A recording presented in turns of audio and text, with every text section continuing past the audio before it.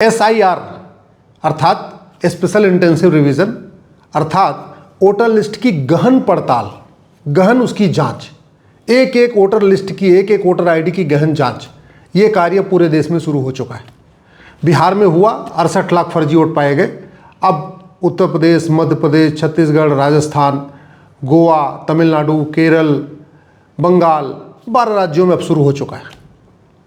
हमने जो PIL file किया था उसमें हमारी पहली मांग यही थी कि SIR 20 साल 25 साल के बाद नहीं होना चाहिए, SIR हर 5 साल में होना चाहिए, रेगुलर इंटरवल पे होना चाहिए। दूसरी हमारी मांग थी कि आधार को न तो डेट ऑफ बर्थ का प्रूफ माना जाए, न तो रेजिडेंस का प्रूफ माना जाए, न तो सिटीजनशिप का प्रूफ माना जाए। मुझे बहुत खुशी है कि इलेक्शन कमीशन ने हमारी दोनों मांग मान लिया है। अब SIR आगे से भी रेगुलर इंटरवल पे होता रहेगा। और दूसरा, आधार को न तो सिटीजनशिप का प्रूफ माना जाएगा, न रेजिडेंस का प्रूफ माना जाएगा, न एज का प्रूफ माना जाएगा। आधार केवल और केवल आइडेंटिटी का प्रूफ माना जाएगा। यानी जहां दो लोग एक ही नाम के आ गए हैं तो आधार ये बताएगा कि उसमें कौन असली है कौन नकली है। इससे बहुत हद तक घुसपैठियों को पकड़ने में मदद करेगी, घुसपैठियों का नाम निकालने में मदद मिलेगी। लेकिन क्या इस SIR से 100% प्योरिफिकेशन हो जाएगा? इस SIR के बाद सभी घुसपैठियों का नाम वोटर आईडी से कट जाएगा? मुझे नहीं लगता। क्यों? क्योंकि इलेक्शन कमीशन ने एक इसमें कमी छोड़ दिया है, जो उन्होंने कहा है कि जो पिछला SIR हुआ था 2002-2004 के बीच में, जिन लोगों का उसमें नाम है या जिनके माता पिता का उसमें नाम है, उनको कोई अलग से डॉक्यूमेंट दिखाने की जरूरत नहीं है। यानी वो इस SIR की प्रक्रिया के अंतर्गत नहीं आएंगे। बांग्लादेश बना 1971 में, घुसपैठिए उसके बाद से आ रहे। सबसे ज़्यादा आए राजीव गांधी जी के समय में, जब 1984 से वो प्रधानमंत्री बने, उसमें बहुत बड़ी संख्या में आए। नरसिम्हा राव के समय में भी खूब घुसपैठिए आए। बाद में भी जब BP सिंह की सरकार थी, खूब घुसपैठिए आए। UPA 1 UPA 2 में तो पूछे नहीं, उस समय तो नॉन लिथल ट्रीटी हो गई थी 2011 में कि BSF वाले गोली भी नहीं चलाएंगे, तो खूब भर के घुसपैठिए आए। और जो घुसपैठिए आ गए, उन्होंने एक के बाद दो, दो के बाद तीन, तीन के बाद 4 डॉक्यूमेंट बनवा लिया। तो 2002 को अगर हम बेंचमार्क मान लें तो इसका मतलब इनडायरेक्टली हम ये कहने की कोशिश कर रहे हैं कि 2002 में हमारी जो वोटर लिस्ट थी वो कम प्योर थी, उसमें कोई घुसपैठिया था ही नहीं, जबकि ऐसा नहीं है। 2002 से 2004 में जो SIR हुआ था, जो वोटर लिस्ट बनी थी, उसमें भी बड़े पैमाने पे पाकिस्तानी, अफगानिस्तानी, रोहिंग्या, बांग्लादेशी घुसपैठियों ने अपना नाम इंटर करा लिया था। तो अगर आज की डेट में हम ये कहेंगे कि जिनका नाम 2002 से 2004 में था उनको कोई डॉक्यूमेंट नहीं दिखाना है, तो बहुत बड़ी संख्या में घुसपैठिए छूट जाएंगे। इसलिए इलेक्शन कमीशन से हमारा आग्रह है, हमारी रिक्वेस्ट है कि वो ये फार्मूला है कि नहीं 2002 से 2004 में जिसका नाम है उसको डॉक्यूमेंट नहीं दिखाना पड़ेगा, उसको दोबारा से पुनर्विचार करें। मुझे बहुत खुशी है कि उन्होंने कम से कम आधार को इससे बाहर निकाल दिया।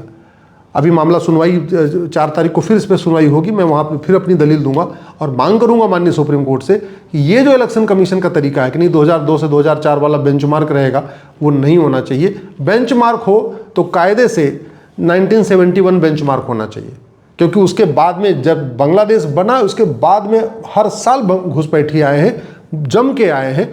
ये अलग बात है कि कभी सरकारें थोड़ी बदली हैं तो कभी कम आए कभी ज़्यादा आए, लेकिन चूंकि बॉर्डर पे ज़्यादातर सेकुलर सरकारें थी, चाहे वो बंगाल में चाहे बंगाल हो चाहे असम, मैक्सिमम वहाँ सेकुलर सरकारें थी। और सेकुलर सरकारों ने मानवाधिकार की दुहाई देते हुए सारे घुसपैठियों को एक्सेप्ट कर लिया था। और अब वो हमारे भारत के लोगों के हिस्से का रोटी कपड़ा मकान ले रहे हैं, रोजी रोटी ले रहे हैं, कारोबार कर रहे हैं, बिजनेस व्यापार कर रहे हैं। मुंबई, दिल्ली, बेंगलोर, चेन्नई जैसे शहरों में भी वो पूरा कारोबार कर रहे हैं। तो समाधान इसका यही है कि सबसे पहले ये जो बेंचमार्क रखा है 2002-2004 का, इसको बेंचमार्क हटाया जाए। दूसरा, चूंकि पुलिस का बहुत बड़ा इसमें योगदान होता है SIR में, और पुलिस इस 1861 के कानून के कारण सत्ता की गुलाम बनी हुई है। कहीं की पुलिस पूरा सहयोग करेगी, कहीं की नहीं करेगी। यूपी की पुलिस SIR में पूरा सहयोग करेगी, गुजरात की पुलिस भी SIR में पूरा सहयोग करेगी। लेकिन कुछ ऐसे स्थान हैं जहां पे पुलिस सहयोग नहीं कर पाएगी, और वो तभी ठीक से सहयोग करेगी, पूरे देश की पुलिस एक तरीके से तभी व्यवहार करेगी जब ये 1861 का पुलिस हटेगा। एक नया यूनिफॉर्म पुलिस कोड लागू होगा, एक पुलिस चार्टर लागू होगा, पुलिस को इंडिपेंडेंट बनाया जाएगा, पुलिस को स्वतंत्र बनाया जाएगा, पुलिस को निष्पक्ष बनाया जाएगा, पुलिस को रिस्पॉन्सिबल और अकाउंटेबल बनाया जाएगा। तभी पुलिस स्वतंत्र होकर इस SIR में सहयोग कर पाएगी। नहीं तो बहुत सारे स्थानों पे पुलिस आंख बंद कर लेगी और घुसपैठियों का नाम इसमें जुड़ता रहेगा। इमिग्रेशन एक्ट बन गया 2025 का, 1946 वाले से अच्छा है, मैं धन्यवाद देता हूँ, लेकिन ये दुनिया का सर्वोत्तम इमिग्रेशन एक्ट नहीं है। दुनिया के कई देशों में घुसपैठियों को 10 से 20 साल की सज़ा का प्रावधान है, और केवल घुसपैठियों की नहीं, जो घुसपैठियों की मदद करते हैं उनको भी 10 से 20 साल की सज़ा होती है। इस इमिग्रेशन एक्ट में तो चलो घुसपैठ के लिए तो फिर भी एक अपराध है, लेकिन घुसपैठियों की मदद करना कोई अपराध नहीं है। इसमें कहीं लिखा ही नहीं है कि जो घुसपैठियों का आधार बनाएगा, जो घुसपैठियों का राशन कार्ड बनाएगा, जो घुसपैठियों को ड्राइविंग लाइसेंस बनाएगा, जो घुसपैठियों को बर्थ सर्टिफिकेट बनाएगा, जो घुसपैठियों को वोटर आईडी में नाम जुड़वाएगा, उसको 10-20 साल सजा होगी, ऐसा कोई प्रावधान नहीं है। इसलिए सरकार से निवेदन है, अगर वो चाहते हैं कि SIR अच्छी तरीके हो और किसी भी घुसपैठिए का नाम वोटर आईडी में न रहे, इस इमिग्रेशन एक्ट को दोबारा फिर से रिव्यू करें, इस इमिग्रेशन को करेक्ट करें। एक बार सिंगापुर का इमिग्रेशन एक्ट देख लें, अमेरिका का इमिग्रेशन एक्ट देख लें, चीन का इमिग्रेशन एक्ट देख लें, जापान का इमिग्रेशन एक्ट देख लें, जर्मनी का इमिग्रेशन एक्ट देख लें, और उसके अनुसार भारत के इमिग्रेशन एक्ट को दुनिया का सर्वोत्तम इमिग्रेशन एक्ट बनाएं, क्योंकि सबसे ज़्यादा खतरा हमारे लिए ही। 15,000 किलोमीटर की बाउंड्री है, उसमें से 4100 किलोमीटर तो सीधे सीधे बांग्लादेश से लगी हुई है, एकदम समतल बाउंड्री है, लोग इधर से उधर आराम से पैदल पार कर लेते हैं। इसलिए हमारा इमिग्रेशन एक्ट सबसे कठोर होना चाहिए दुनिया का। आधार एक्ट तो ये कह रहा है, सेक्शन 9 कह रहा है कि आधार न तो रेजिडेंस का प्रूफ है, न सिटीजनशिप का प्रूफ है। बाद में आधार अथॉरिटी ने नोटिफिकेशन इशू करके कह दिया कि डेट ऑफ बर्थ भी प्रूफ नहीं है। चलो बहुत अच्छी बात है, क्लियरिटी हो गई है। लेकिन नीचे के लेवल पे C grade employee, D grade employee जो वास्तव में BLO का काम करते हैं, उनको इतनी क्लियरिटी नहीं है। वो आधार को सब कुछ मानते हैं, उनको लगता है आधार रेजिडेंस का भी प्रूफ है, आधार सिटीजनशिप का प्रूफ है, आधार एज का भी प्रूफ है। इसलिए इसके बड़े बड़े अखबारों में इस पर इश्तेहार देना ज़रूरी है। इलेक्शन कमीशन को इस पर पूरा एडवर्टीजमेंट देना चाहिए कि ये भैया कोई प्रूफ नहीं है, इसको बार बार बताते रहना चाहिए सबको। लेकिन जो सबसे बड़ी समस्या है वो रिप्रेजेंटेशन ऑफ पीपल एक्ट। एक तरफ आधार एक्ट ये कहता है कि आधार न तो रेजिडेंस का प्रूफ है, न सिटीजनशिप प्रूफ है, न एज का प्रूफ है, लेकिन रिप्रेजेंटेशन ऑफ पीपल एक्ट में जो फॉर्म 6 है, जो नया वोटर आईडी बनवाने के लिए फॉर्म भरा जाता है, उस फॉर्म को अभी तक बदला नहीं गया। वो फॉर्म ये कहता है कि आधार एज प्रूफ नहीं है। आप जरा सोचिए, पार्लियामेंट के 2 कानून में कितना अंतर है। आधार एक्ट कह रहा है कि आधार एज का प्रूफ नहीं है, रिप्रेजेंटेशन ऑफ पीपल एक्ट 1950 वाला कह रहा है कि नहीं, आधार एज का प्रूफ है। और फॉर्म 6 जो सभी लोग जो नए वोटर होते हैं, जो 18 साल की उम्र में या किसी भी उम्र में अपना वोटर आईडी नाम बनवाते हैं, नई वोटर आईडी बनवाते हैं, वो फॉर्म 6 ही भरते हैं। और फॉर्म 6 में लिखा हुआ है। इसलिए केंद्र सरकार से आग्रह, तत्काल फॉर्म 6 भी बदलें, इमिग्रेशन एक्ट भी बदलें, आधार एक्ट भी बदलें, पुलिस एक्ट भी बदलें, और सबसे इम्पॉर्टेंट इस 1950-51 के रिप्रेजेंटेशन एक्ट को बदलें, फॉर्म 6 को तत्काल बदलें। आधार वास्तव में अगर हम फ्री एंड फेयर इलेक्शन चाहते हैं, और हम चाहते हैं कि हमारे देश में एक भी घुसपैठिया वोट न दे पाए, एक भी घुसपैठिया का नाम वोटर आईडी में न रहे, तो हमें भारतीय न्याय संहिता को तत्काल बदल देना चाहिए। इसमें कम से कम 3 नए चैप्टर जोड़ने की ज़रूरत है, और 2 चैप्टर जो पहले से हैं इनको ठीक करने की ज़रूरत है। इसमें ऑफेंस रिलेटिंग टू इलेक्शन है, लेकिन वो कॉपी पेस्ट है पुरानी वाली IPC का। अंतर केवल इतना है कि पुरानी IPC में जहाँ 500 रुपये सज़ा थी, उसमें 0 बना के उसको 5000 कर दिया। पुरानी वाली IPC में जिस अपराध में 1000 रुपये की सज़ा थी, उसमें एक नया 0 और जोड़ दिया, और उसको जहाँ 1000 सज़ा थी उसको 10,000 कर दिया। इतना अंतर आया। कहते नहीं, नई बोतल में पुरानी शराब। ये BNS में जो चैप्टर 9 है ऑफेंस रिलेटिंग टू इलेक्शन, उसमें यही किया गया है। जहाँ 500 की सज़ा थी उसको 5000 कर दिया, जहाँ 1000 सज़ा थी उसको 10,000 कर दिया। बाकी जो सज़ा का कार्यकाल 6 महीने 1 साल, वो एज इट इज़ रखा हुआ है। तो ऑफेंस रिलेटिंग टू इलेक्शन को सुधारने की ज़रूरत है, उसको कठोर बनाने की ज़रूरत है।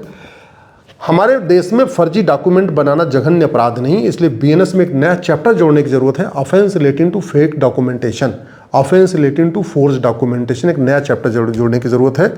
हमारे देश में इमिग्रेशन एक्ट जो घुसपैठियों के लिए है, ये कारगर तब होगा जब इस कानून की बजाय BNS में एक नया चैप्टर हो, ऑफेंस रिलेटिंग टू इन्फिल्ट्रेशन।